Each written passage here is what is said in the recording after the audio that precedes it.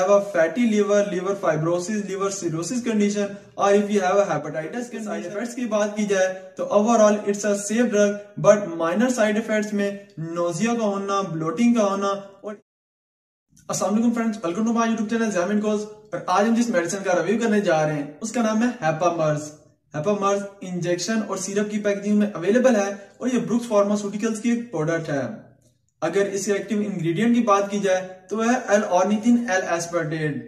L-ornithine L-aspartate जो कि एक non proteinaceous non essential amino acid है और असल में मेटाबोलाइट है यूरिया साइकिल के, जो कि रिड्यूस करते हैं आपकी बॉडी में toxic chemical agent like ammonia level in your body, and it also protect your body from harmful toxic chemical agents and treat various liver disorder like if you have a fatty liver, liver fibrosis, liver cirrhosis condition, or if you have a hepatitis condition, or if you suffer from any kind of neurological disorder like hepatic encephalopathy condition, and it also improve the health and well-being of your liver।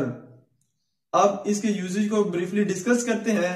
तो अगर आपको कोई भी liver related problem हो, like अगर आपको chronic liver disease हो जिसमें पेशेंट का जो लिवर टिश्यू है वो डैमेज होने लग जाते हैं, उसको लिवर फाइब्रोसिस और लिवर सिरोसिस की कंडीशन होती है, तो उस कंडीशन में आप इसे सेफली यूज कर सकते हैं। साथ ही अगर आपको जूंडिस हो जिसमें आपका बाइल पिगमेंट बिलीरुबिन ज्यादा हो जाता है, जिसकी वजह से आपकी जो स्किन कलर है वो येलोइश अपीयर होने लग जाता है, आपकी आईज व्हाइट होने लग जाती हैं, आपका यूरिन कलर डार्क होने लग जाता है, तो उस केस में आप इसे सेफली यूज कर सकते हैं। साथ ही अगर आपको हेपेटाइटिस की कोई कंडीशन या कॉम्प्लिकेशन हो तो उसमें भी आप इसे सेफली यूज कर सकते हैं। या अगर आपको न्यूरोलॉजिकल डिसऑर्डर जैसे कि हेपेटिक एन्सेफेलोपैथी हो जिसमें आपकी जो ब्रेन एक्टिविटी है वो इफेक्ट होती है और इससे आपकी जो आपको कंफ्यूजन होती है, ट्रिमरिंग होती है, आपको टेंशन और मूड स्विंग की प्रॉब्लम होती है, आपको एंजाइटी होती है और आपकी जो कोग्निटिव इंपेयरमेंट होती है वो भी इसी की वजह से काज होती है। तो इन सब कॉम्प्लिकेशन के केस में आप इस हेपामर्ज को सेफली यूज कर सकते हैं। अब इसके मोड ऑफ एक्शन को डिस्कस करते हैं, लेकिन उससे पहले जरा हम ये जान लेते हैं कि ये जो लिवर है वो किस तरह से काम करता है और ये डैमेज क्यों और कैसे होता है। तो सिंपली अब हम जानते हैं कि our liver is one of the major and vital inner organ which perform multiple action like metabolism, excretion, conversion and detoxification etcetera. तो जब आपको लिवर डैमेज होता है, लिवर सिरोसिस की कंडीशन होती है, तो इसमें सबसे पहले जो आपको स्टेज होती है वो फैटी लिवर की होती है। फिर फैटी लिवर के बाद आपको लिवर फाइब्रोसिस की कंडीशन होती है। लिवर फाइब्रोसिस फिर लीड करती है लिवर सिरोसिस में और लिवर सिरोसिस के बाद आपको फाइनल स्टेज लिवर कैंसर होता है, जिससे जो लिवर की डिटॉक्सिफिकेशन कैपेबिलिटी है वो कंप्रोमाइज हो जाती है, जिससे आपको हेपेटिक एन्सेफेलोपैथी की कंडीशन होती है। और इसमें होता यह है कि आपकी बॉडी में जो अमोनिया का लेवल है जो कि एक टॉक्सिक केमिकल एजेंट है वो ज्यादा हो जाता है और ये अमोनिया लेवल ज्यादा होने की वजह से आपके ब्रेन में जाके अकुमुलेट होने लग जाता है, जिससे आपकी जो ब्रेन एक्टिविटी है वो डिस्टर्ब होती है। साथ ही जो आपके हेपेटिक सेल एस्ट्रोसाइट्स होते हैं वो भी डिस्टर्ब होते हैं, डैमेज होते हैं और इससे आपको लिवर कॉम्प्लिकेशन और ब्रेन कॉम्प्लिकेशन रेज होती हैं। अब जनरली ये भी क्वेश्चन होता है कि ये अमोनिया कहां से आता है और इसका लेवल हमारी बॉडी में कैसे इंक्रीज होता है।